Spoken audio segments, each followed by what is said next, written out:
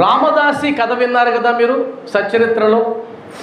రామదాసి అనేటువంటి భక్తుడు బాబా సమక్షంలో ఆయన నిద్రలేచిన వెంటనే ఆయన పూజా కార్యక్రమాలన్నీ చేసి పుండరీకాలు తీసుకొని బాబా సమక్షంలో ఆధ్యాత్మిక గ్రంథాలు పారాయణ చేస్తూ ఉంటాడు. అలాంటి ఆయన దగ్గర నుంచి విష్ణు సహస్రనామ గ్రంథాన్ని శ్యామాకి ఇప్పించడానికి బాబావారు ఒక చిన్న నాటకాన్ని ఆడుతారు. ఆయనకు కడుపు నొప్పిగా ఉన్నట్టు, సోనాముఖి కావాల్సినట్టు, అందువల్ల రామదాసిని పిలిచి సోనాముఖి తీసుకురమ్మని పంపించి ఆయన వెళ్ళిన తర్వాత ఈయన పరుగు పరుగున పోయి ఆ విష్ణు సహస్రనామ గ్రంథాన్ని శ్యామాకి ఇస్తాడు. అది కథ. ఆ కథ మీకు తెలుసు కదా. ఆ సందర్భంలో బాబావారు చెప్పిన ఒక మాటను నేను మాట్లాడతా. అదేంటంటే, ఓ రామదాసి, మళ్ళీ తిరిగి వచ్చిన తర్వాత గొడవ అయిన తర్వాత పవిత్రమైన గ్రంథములను నిత్యము పారాయణ చేయుచుంటివి కానీ, పవిత్రమైన గ్రంథములను నిత్యము పారాయణ చేయుచుంటివి కానీ ఇంకనూ నీ మనస్సు అపవిత్రముగాను అస్వాధీనముగాను ఉన్నట్లున్నది, చెక్ చేసుకోండి. అంటే ఎంత గొప్ప ఆధ్యాత్మిక రహస్యం ఇది. అంటే నువ్వు పరివర్తన చెందకుండా, నీ లోపల హృదయ శుద్ధి జరగకుండా, నీ లోపల మార్పు లేకుండా, కేవలం నేను బాహ్యంగా మాత్రమే అలంకారంతో ఉంటాను, బాహ్యంగా పుండరీకాలు తీసుకుంటాను, బాహ్యంగా పెద్ద పెద్ద బొట్లు పెడతాను, అందరికీ కనిపించడానికి నేను భక్తుడిని భక్తురాలని చెప్పుకోవడానికి ఏవైతే అలంకరణలు ఉన్నాయో అవన్నీ కూడా నేను చేస్తాను, కానీ వాస్తవంగా జరగాల్సినటువంటి మార్పును మాత్రం నేను ఆశించను అంటే బాబావారు చెప్పినటువంటి తిట్టు మనందరికీ శిరోధార్యం. కాబట్టి మనసు పవిత్రంగా ఉండాలి, అస్వాధీనంగా ఉండకూడదు, స్వాధీనంలో ఉండాలి. కాబట్టి ఆధ్యాత్మిక మార్గంలో సాధించాల్సిన వాటిల్లో ప్రధానమైనవి రెండు. ఒకటి, నీ మనసుని నీ స్వాధీనం ఉంచుకోవడం. స్వాధీనం అంటే ఏంటండి? చెయ్యాలనుకుంటే చేస్తావు, చేయకూడదు అనుకుంటే చెయ్యి, అది స్వాధీనం. మాట్లాడాలనుకుంటే మాట్లాడతావు, మాట్లాడకూడదు అనుకుంటే మాట్లాడవు. మీరు గమనించండి, చాలామంది నేను అలా మాట్లాడుండకూడదు, నోరు జారేశాను అంటామా లేదా? అంటామా లేదా? అంటే అర్థం ఏంటి? స్వాధీనం లేదు. కాబట్టి స్వాధీనం తెచ్చుకోవాలి. ఎలా తెచ్చుకోవాలి? దానికి చాలా కసరత్తు చేయాలి, చాలా వ్యాయామం చేయాలి. మానసిక వ్యాయామం నేను చెప్పి, శారీరక వ్యాయామం కాదు. అదేవిధంగా పవిత్రంగా ఉండాలి. ఎలా పవిత్రం అవుతుంది మనసు? మనసు పవిత్రంగా ఉండాలి అంటే కనుక నీ ఆలోచనలు పవిత్రంగా ఉండాలి, నీ అలవాట్లు పవిత్రంగా ఉండాలి, నీ ప్రవర్తన పవిత్రంగా ఉండాలి, నీ చుట్టూ ఉన్నటువంటి వారితో నీ సంబంధాలు పవిత్రంగా ఉండాలి.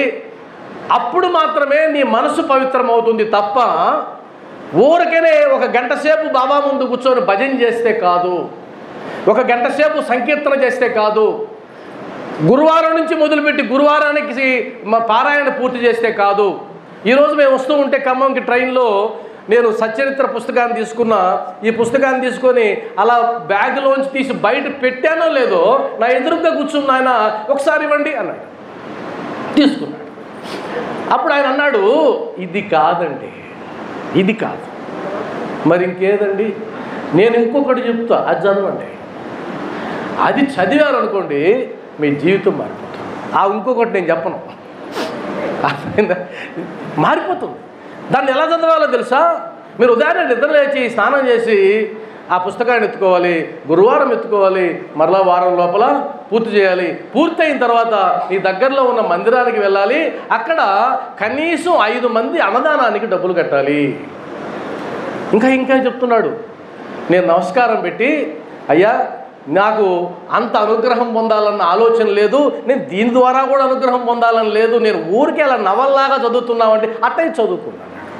నన్ను వదిలేసినాడు, నేను హాయిగా చదువుకున్నాను. అర్థమైంది కదా? దానంతా రామదాసి సంఘటనలో 1-2 అక్షరాలతో బాబావారు తేల్చారు. అదేంటంటే తంతు. ఇది నేనన్న మాట కాదు, మీ సచ్చరిత్రలో రామదాసి ఘటనలో ఈ పదం ఉందా లేదా చెక్ చేసుకోండి. తంతు అవసరం లేదు అన్నాడు ఆయన. తంతు అవసరం లేదు అంటే ఆధ్యాత్మిక విషయాలు అవసరం లేదని కాదు, ఆ చేసేదేదో నీ మనసుని బుద్ధిని అక్కడ పెట్టి చేయగలిగితే చెయ్యి, అలా చేయలేని పక్షంలో వదిలేయి. అర్థమైంది అనుకుంటా. కాబట్టి మనసుని బుద్ధిని పవిత్రం చేయనటువంటి ఒక కార్యక్రమం, కేవలం అలంకారం కోసం మాత్రమే చేసేటువంటి ఏ కార్యక్రమం అయినా సరే ఖచ్చితంగా అది తంతు కింద గుర్తించబడుతుంది. ఆ తంతు కార్యక్రమాలు మనకొద్దు అని బాబావారు తెలియజేస్తున్నారు. బాబావారు మన చుట్టూ ఉండడం కాదు, విగ్రహంలో ఉండడం కాదు, షిరిడీలో ఉండడం కాదు, సకల రూపాల్లో ఉండడం కాదు, మన హృదయంలో వచ్చి కొలువై ఉంటాడు. దానిని ఎవరైతే అనుభూతి పొందగలరో వారి జన్మ ధన్యం. నేను మళ్ళా చెప్తున్నా, బాబాను అభిన్నంగా చూడగలగడం. అయ్యా బాబా నాకు భిన్నంగా లేడు, ఎక్కడో లేడు, ఎవరి రూపంలోనో లేడు, నా హృదయంలో ఉన్నాడు. కాబట్టి నేను ఎవరికి మొక్కుతున్నాను అంటే నా హృదయంలో ఉండే బాబాకి, నేను ఎవరికి జవాబుదారి అంటే నా హృదయంలో ఉండే బాబాకి, నన్ను ఎవరు నడిపిస్తారు అంటే నా హృదయంలో ఉండే బాబా. ఎందుకు హృదయం హృదయం ఊరికే అంటుంటామంటే ఆ హృదయం అనేది నీతో మాత్రమే చిరస్థాయిగా ఉండేటువంటిది, ఇంకెక్కడైనా సరే మిస్ అయిపోతాం. ఉదాహరణకి మనం ఎప్పుడైతే బాబావారిని బయట చూడడం మొదలవుతామో ఒక్కొక్క సందర్భంలో బాబావారి మందిరం లేదు, బాబావారి రూపం లేదు, బాబావారి పటం లేదనుకోండి, అప్పుడు తప్పు చేయడానికి భయపడం. ఎందుకని? అక్కడ లేదు కదా. అదే గుడికొచ్చి చేస్తామా? గుడికొచ్చి తప్పు చేయగలమా? గుడికొచ్చి ఏదైనా ఒక అసభ్య పదం మాట్లాడగలమా? గుడిలో అలాంటివి చేయలేం. ఎందుకు చేయలేం? ఎదురుగ్గా బాబా ఉన్నాడు కదా. కాబట్టి బాబా ఉంటే, ఆయన సమక్షంలో నేనుంటే నేను ఎలా తప్పు చేయగలనండి అంటాం కదా. మరి అలాంటి బాబాని నీ హృదయంలో ఉన్నాడని నువ్వు భావించినట్లయితే ఇంకా ఆయన లేని స్థలం ఎక్కడ ఉంది నీకు? ఆయన తప్పించుకొని ఎక్కడికి పోగలవు నువ్వు? నీ వల్ల అవుతుందా? కాబట్టి అర్థం ఏంటి? ఖచ్చితంగా నువ్వు జవాబుదారీగా ఉంటావు అనేది ఒక ఫిలాసఫీ. దాన్ని మీరు అర్థం చేసుకున్నట్లయితే సాయి బంధువులారా, బాబాతో మనం కాస్త దగ్గర అయ్యే అవకాశం ఉంటుంది. ఇంకొక స్టేట్మెంట్ ఇస్తాను నేను. ఆ స్టేట్మెంట్ మీరు ఒప్పుకుంటే కనుక దానికి సంబంధించి నేను మాట్లాడతాను. మీరు ఒప్పుకోకపోతే కనుక అది నేను మాట్లాడను. ఎంతమంది ఒప్పుకుంటారో చూద్దాం దానికి సంబంధించి. అందువల్ల మళ్ళా చెప్తున్న స్టేట్మెంట్ని వినండి. విని ఒప్పుకున్న వాళ్ళు మాత్రం చెయ్యెత్తండి. ఎక్కువ మంది చెయ్యెత్తితే దాని గురించి మాట్లాడతా. సాయి మార్గంలో బాగా వినండి, ఆ స్టేట్మెంట్ని బాగా వినండి. సాయి మార్గంలో జీవిస్తే నిత్యం దీక్షలో ఉన్నట్టే. ఎంతమంది ఒప్పుకుంటారు? ఎక్కువ ఓట్లు వచ్చాయి దీనికి కదా, సంతోషం. ఇప్పుడు చప్పట్లు కొట్టాలి. కాబట్టి సాయి మార్గంలో జీవించి చూడు. 21 రోజుల దీక్ష కాదు, 41 రోజుల దీక్ష కాదు, జీవితకాలం నువ్వు దీక్షలో ఉన్నట్లే. ఎందుకంటే సచ్చరిత్ర మనకు అలాంటి మార్గనిర్దేశాన్ని ఇచ్చింది. అలాంటి మార్గనిర్దేశాన్ని ఇచ్చింది. ఒక పామరుడైనా సరే ఆధ్యాత్మిక ఉన్నతిని పొందడానికి, ఒక సాధారణమైన వ్యక్తి అయినా సరే ఆధ్యాత్మికంగా పురోగతి సాధించడానికి, ఒక చదువు సంధ్య లేనటువంటి ఒక సాధారణమైనటువంటి ఒక మహిళ అయినా సరే, ఒక ఇల్లాలైనా సరే అద్భుతమైనటువంటి పురోగతిని సాధించడానికి శ్రీ సాయి సచ్చరిత్ర అద్భుతంగా ఉపయోగపడుతుంది. ఈరోజు ఈ గ్రంథాన్ని 2 సార్లు ఎందుకు చూపించానంటే, ఆ గ్రంథాన్ని రచించినటువంటి శ్రీ హేమట్ పంత్ గారు ఈ రోజున పరమపదించారు, సమాధి పొందారు. ఆయనకి ఒక్కసారి మనం కరతాళ ధ్వనులతో ఆయన సేవని కొనియాడతాం. ఆ మహానుభావుడి యొక్క ఆ సంకల్పం లేకపోయినట్లయితే కనుక ఈరోజు మనం మాట్లాడుకోవడానికి ఒక అవకాశం ఉండేది కాదు. రిటైర్ అయిన తర్వాత బాబావారు ఇచ్చినటువంటి సపోర్ట్తో, ఆయనకి ఇచ్చినటువంటి సంకల్పంతో, ఆశీర్వాదంతో ఆ మహానుభావుడు ఓవి టు ఓవి మరాఠీలో గ్రంథాన్ని రచిస్తే, ఆ ఓవి టు ఓవి గ్రంథాన్ని తెలుగులో మనమ్మ గారు తర్జుమా చేస్తే, అందులో నుంచి గనూజీ గారు అనేటువంటి ఒక మహానుభావుడు ఆంగ్లంలో సంక్షిప్తంగా రచిస్తే దానిని ప్రత్యనారాయణరావు గారు తెలుగులో అందిస్తే ఈరోజు ఈ పుస్తకం మన చేతికి వచ్చింది. లక్షలాది మంది అనకూడదు కానీ కోట్లాది మంది దీన్ని నిత్యం పారాయణ చేస్తూ తరిస్తూ ఉన్నారు. ఆ హేమాడ్ పంత్ గారికి, అన్నా సాహెబ్ దబోల్కర్ గారికి ఈరోజు మనం గట్టిగా కరతాళ ధ్వనులతో ఆయనకు నివాళుల్ని మనం అర్పిస్తాం. కాబట్టి నేను అన్నటువంటి మాట, సాయి మార్గంలో జీవిస్తే నిత్యం దీక్షలో ఉన్నట్టే. ఎలా అండి మీరు చెప్పగలరంటే కొన్ని చెప్తాను, అన్నీ చెప్పలేం, సమయం ఉండదు కాబట్టి. ఒక విషయాన్ని చెప్తాను, అరే ఎవరిని నిందించకు, ఎవరిని విమర్శించకు అని బాబావారు అన్నారా లేదా? అలా అనడానికి ఒక ఎగ్జాంపుల్ కూడా సెట్ చేశాడు ఆయన ఆచరణాత్మకంగా. ఆ ఎగ్జాంపుల్లో తీవ్రమైనటువంటి ఒక పదాన్ని కూడా వాడాడు, తీవ్రమైన పదం. ఆ పదం ఏంటంటే, ఎవరైతే ఇతరులను నిందిస్తారో వారి పరోక్షంలో అండర్లైన్, నేను మళ్ళా చెప్తున్నా, అండర్లైన్ చేయండి, పరోక్షంలో ఎవరైతే ఇతరులను నిందిస్తారో, ఎవరైతే విమర్శిస్తారో వారు దేనితో సమానం? పంది యొక్క అమేధ్యాన్ని తిన్నటువంటి వారితో సమానం. ఇంతకు మించినటువంటిది ఎక్కడైనా ఉందా? పోదా? అప్పుడు మనం ఏం చేయాలి? మాట్లాడడం మానేయాలి. మాట్లాడడం మానేయమంటే మౌనం కాదు. ఒక వ్యక్తి లేనప్పుడు ఆ వ్యక్తి గురించి మాట్లాడడం మానుకుని చూడండి. ఈ చిన్న విషయమే కదా ఇది. ఉదాహరణకి నేను మీరు ఉన్నారు, మాట్లాడుతూ ఉన్నాం. ఇప్పుడు మీరేం చేయాలి? మూడో వ్యక్తి గురించి మాట్లాడకూడదు. ఆ మూడో వ్యక్తి గురించి మాట్లాడాల్సిన సందర్భం వస్తే ఒకవేళ ఆ వ్యక్తిని నువ్వు కరెక్ట్ చేయదలుచుకుంటే కనుక ఆ వ్యక్తి సమక్షంలోనే మాట్లాడాలి. అంటే అర్థం ఏంటి? పరోక్షంలో విమర్శించడం కానీ, పరోక్షంలో నిందించడం కానీ దేనితో సమానం? పంది యొక్క అమేధ్యాన్ని తిన్నటువంటి వాడితో సమానం. ఇప్పుడు దాన్ని నువ్వు ప్రాక్టీస్ చేసావనుకో, నీ వాక్కు శుద్ధి అయిపోతుందా లేదా? నీ వాక్కు శుద్ధి అయిపోతుంది, నీ హృదయం శుద్ధి అయిపోతుంది. అవునా కదా? మరి ప్రాక్టీస్ చేద్దామా వద్దా? చేస్తే రోజు దీక్షే. ఇంక మాలేంటి? రోజు దీక్షే. నేను మాట్లాడనండి, ఎందుకంటే నేను బాబా బిడ్డని.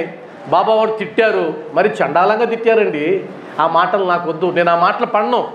నేను ఆయన అనుగ్రహం కోసం రావాలి కానీ ఆ తిట్టు కోసం రావాలనా? తిట్టించుకోవడానికే వచ్చేది గుడికి. ఆయన అనుగ్రహం కోసం రావాలి. ఈ పని చేస్తే బాబాకి ఇష్టపడదు కాబట్టి నేను చేయను అని రాసి పెట్టుకోండి తీర్మానం. ఎప్పటి వరకు చేయరండి? 21 రోజులు చేయనండి, 41 రోజులు కాదు. ఎప్పటి వరకు చేయను? జీవితకాలం చేయను. ఆ భగవంతుడు ఈ శరీరంలో నుంచి ఆ చైతన్యాన్ని తీసి దీని ఒక జడ పదార్థంగా మార్చేసేదాకా, దీని ఒక శవంగా మార్చేసేదాకా నా నోట్లోంచి ప్రయత్నపూర్వకంగా కానీ అప్రయత్నంగా కానీ ఒకరిని దూషించడం, నిందించడం, విమర్శించడం చెయ్యను. ఇప్పుడు వెళ్తారు కదా బాబా దగ్గరికి, మీరు మెట్లు ఎక్కుతారు కదా, పాదాలు బట్టి ప్రమాణం చేయండి. ఈరోజు ప్రమాణం చేయండి, దానికి కట్టుబడి ఉండండి. ఇప్పుడు ఏమైపోయింది? దీక్ష నియమం జీవితకాలం అయిపోయింది. ఒప్పుకుంటారా?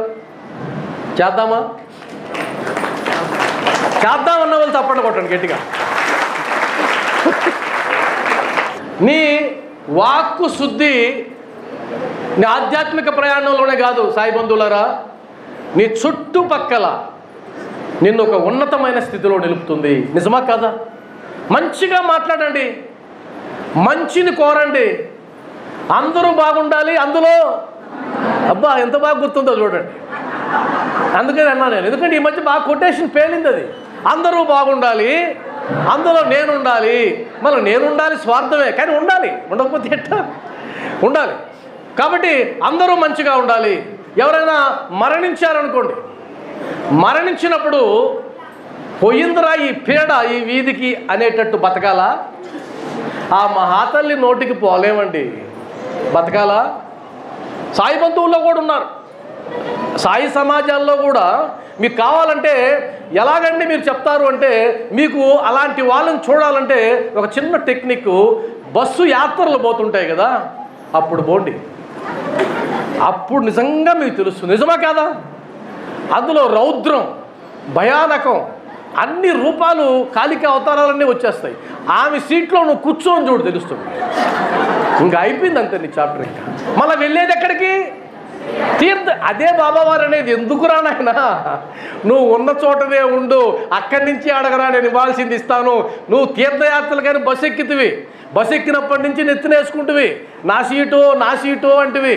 వెనక్కి పోమ్మా అంటే పోకపోతువి. అమ్మ ముసలాం వెనక్కి కూర్చోలేదు, కాస్త ఇస్తావంటే నేను ఇది నా సీటు రిజర్వేషన్ అంటివి. ఇంకెందుకు నీకు తీర్థయాత్రలు? ఏం చేసుకోను. కాబట్టి ఇలాంటివి ఊకదంపుడు వ్యవహారాలు మనకు వద్దు. ప్రామిస్ చేద్దామా? ఇలా అనండి, చెయ్యి. వద్దులే, ఎందుకు మిమ్మల్ని అనవసరంగా బుక్ చేయడం ఎందుకు? అదేదో మీ వ్యక్తిగత వ్యవహారం మీరు చెప్పుకోండి, నాకు వద్దు. చెప్పించండి అంటే అసలు చెప్పించమంటున్నారు. చెప్తామా? ఒక మంచి రోజు కదా ఈరోజు, అన్నీ మంచి పనులే జరుగుతాయి, మంచి సంకల్పాలు. కాబట్టి చెప్పండి, నేను పరోక్షంలో ఎవ్వరిని నిందించను, విమర్శించను, వారిలో ఉండే మంచిని మాత్రమే చూస్తాను, చెడును భగవంతుడికి వదిలేస్తాను. అద్భుతం అండి. మీకు గట్టిగా నేను శిరస్సు వచ్చి పాదాభివందనం చేస్తున్నాను.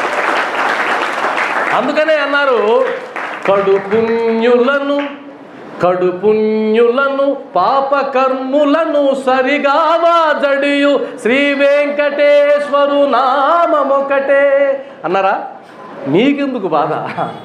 ఆయన ఉన్నాడు, చెడ్డను ఆయన చూసుకుంటాడు. విడిచిపెట్టేయండి బాబా, ఇతనిలో ఉండేటువంటి చెడ్డని నువ్వే నిర్మూలించాలి, నా శక్తి ఎక్కడ సరిపోతుంది అనండి. ఆయన పాదాలకు ఇవ్వండి. అద్భుతం కదా. అక్కడి నుంచి ఆయన అనుకుంటాడు, నువ్వురా నా బిడ్డవి, ఎదుటి వారిలో ఉండేటువంటి చెడ్డని కూడా తొలగించమని నాకు నువ్వు చెప్తున్నావంటే గొప్పవాడివి. మనం బాబా దగ్గరికి వెళ్ళగానే ఏం చెప్తాం? ఆయన అడుగుతాడు పూజారి గారు ఉంటే తప్పుగా అనుకోవద్దండి. పూజారి గారు తప్పుగా అనుకోవద్దు. పూజారి గారు పొంగని ఏమంటాడు? అమ్మా మీ గోత్రం మొదలు పెడతాం. మా ఆవిడైతే మొదలు పెడుతుంది, భరద్వాజ గోత్రం. ఓకే. తర్వాత అక్కడి నుంచి మొదలు కృష్ణయ్య, రమాదేవి, పవన్ కుమార్ రాజు, హర్షవర్ధన్ రాజు, ఆయన భార్య మౌనిక, వాళ్ళ 2 బిడ్డలు, మళ్ళా 3వ కొడుకు, ఈ 5 మంది అయిన తర్వాత సహకుటుంబం. అంటే చివరిలోనైనా లోకా సమస్త సుఖినో భవంతు, సర్వే జన సుఖినో భవంతు అనండి స్వామి అంటదేమో అనుకుంటే కాదు కదా, సహకుటుంబం. మావిడ అనేది అదే, సహకుటుంబం మాత్రం బాగుండాలి. ఇది దాటాలి, ఇది దాటి అందరూ బాగుండాలి, అందులో నేను ఉండాలి. మంచిదా కదా? ఈ రోజు నుంచి మీరు మళ్ళీ పూజారి దగ్గరికి వెళ్ళినప్పుడు, అమ్మా ఎవరి పేరు మీద అర్చన చేయమంటారంటే, లోకమంతా బాగుండాలని చేయండి స్వామి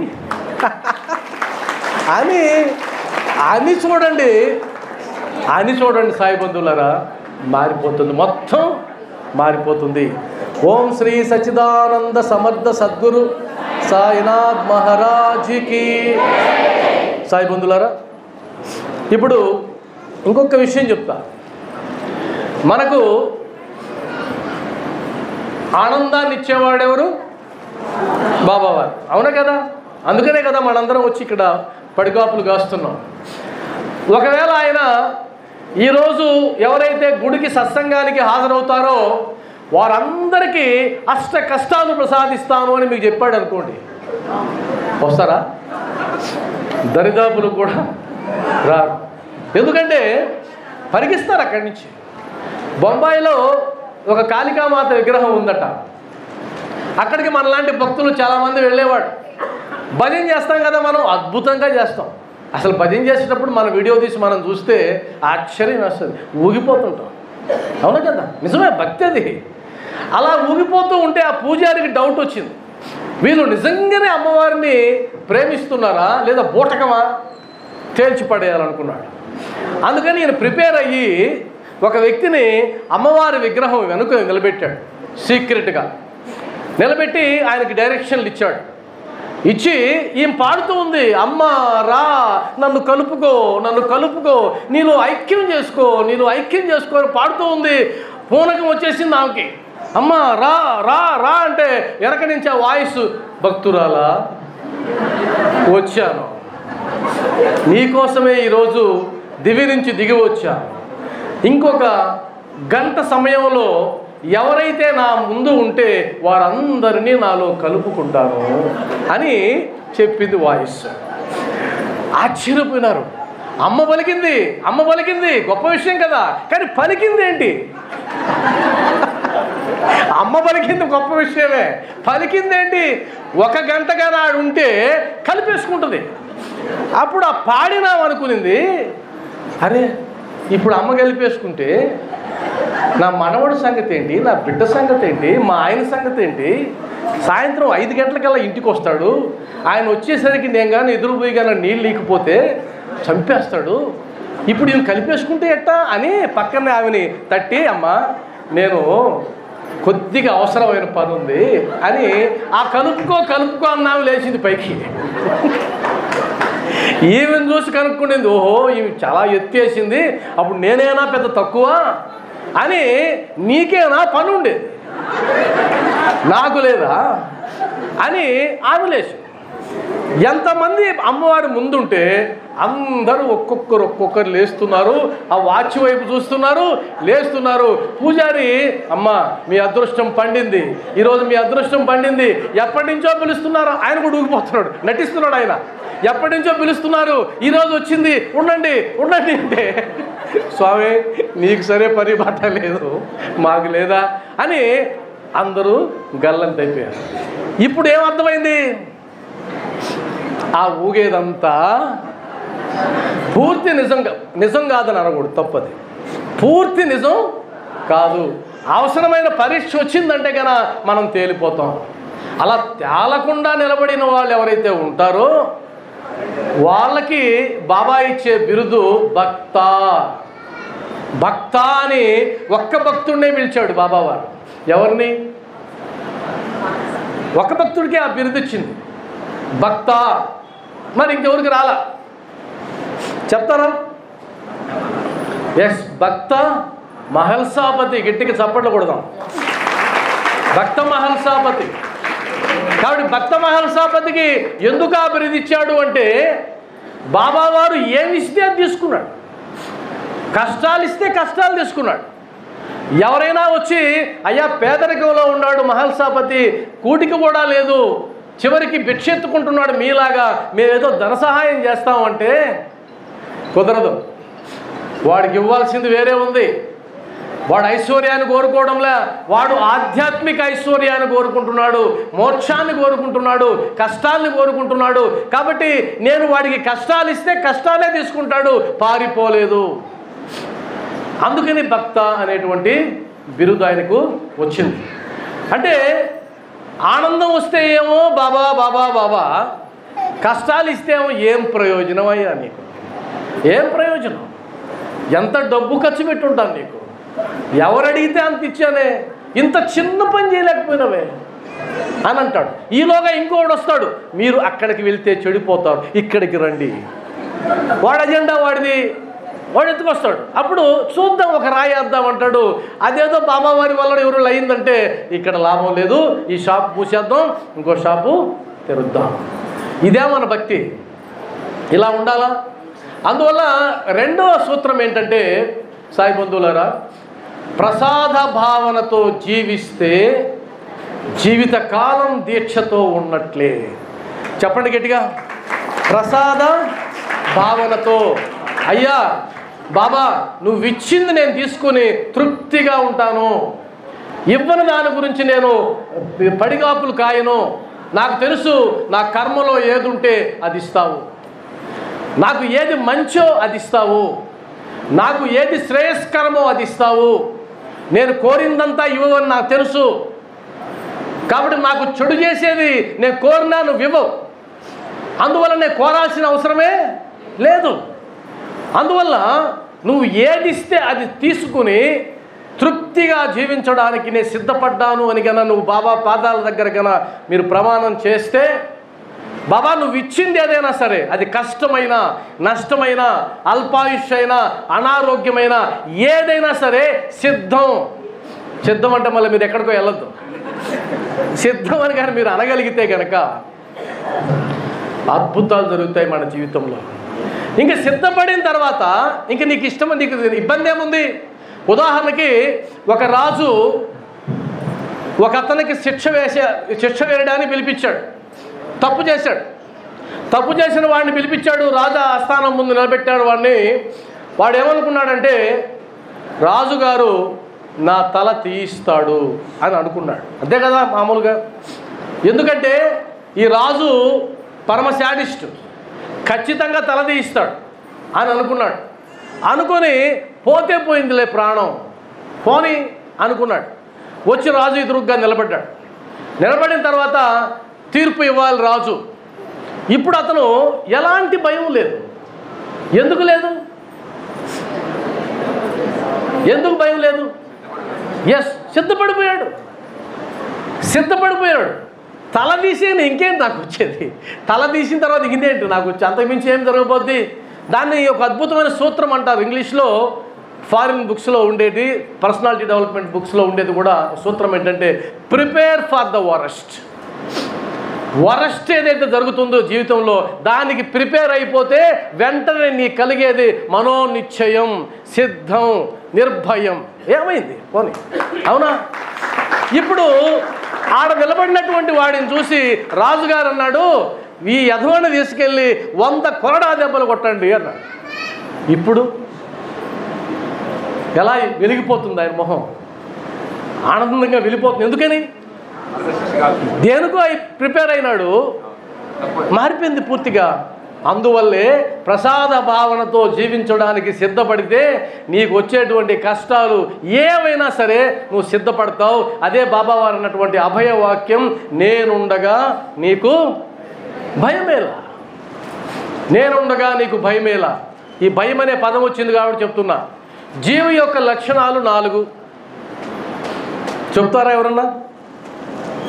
జీవి యొక్క లక్షణాలు 4. ఆ 4 లక్షణాలు ఉంటే జీవి అంటారు దాన్ని.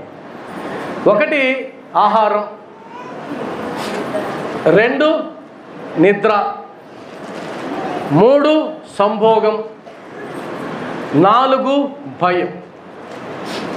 మీకు దీక్షలో మీరు గమనించండి బాగా. మొట్టమొదటిది ఏంటి? ఆహారం. ఆహార నియమాలు ఉన్నాయా లేదా మీకు? మితాహారం తినాలి, మితంగా భోజించాలి, ఉదయాన్నే మితంగా టిఫిన్ తినాలి. మితం అంటే అది ఉందా బుక్లో? ఏడన్నా బుక్లో ఉండాలి, అది కూడా రాసుకోండి. నేను చెప్తాను మితం అంటే ఏంటో. మితం అంటే నీ కడుపుని 100% అనుకుంటే కడుపుని, మితం అంటే 50% మాత్రమే నింపాలి, 25% నీటితో నింపాలి, 25% ఖాళీగా ఉంచాలి. అది మితం. దాన్ని మితం నిర్వచనం అది. కొంతమంది దీక్ష వేసుకున్న వాళ్ళు కూడా, అయ్యప్ప స్వామి భక్తులు ముఖ్యంగా, వాళ్ళు పూజలు చేస్తారు. దుర్మార్గం ఏంటంటే ఆ పూజ పెట్టిన వాడు శాడిస్ట్ అయినాడు అనుకో, 18 రకాలు పెడతానంటాడు. 18 రకాలు తగ్గకూడదు. అందులో 18 రకాలు పెట్టేస్తాడు ఇస్తరులో. వదిలితే పాపం అంటాడు. వదిలితే పాపం, తింటే అతి ఆహారం. అతి కూడా కాదు, ఇంకా భయంకరమైన అతి, తినాలి చచ్చినట్టు తినాలి. అందులో ఇంకోటి కన్యస్వామి అసలు వదలకూడదు అంటాడు. కన్యస్వామి అసలు వదలకూడదు. ఎందుకంటే ఆ కన్యస్వామి నేను వేసినప్పుడు పడ్డ పాటలు అయింది. అందులో పెట్టేది ఏమైనా సమయాన్ని పెడతారా? 10కి మొదలు పెడతారు భజన, 1 గంట క్యాలెండర్ మారిపోద్ది. నకనకలాడేటప్పుడు 18 పెడితే తింటావా తినవా? అదే మితాహారం. కాబట్టి రేపటి నుంచి మీరేం చేయాలి? టిఫిన్ కాడ కూర్చున్నప్పుడు అమ్మ అంటుంది 8 ఇడ్లీ, 4. ఎందుకు? మితాహారం.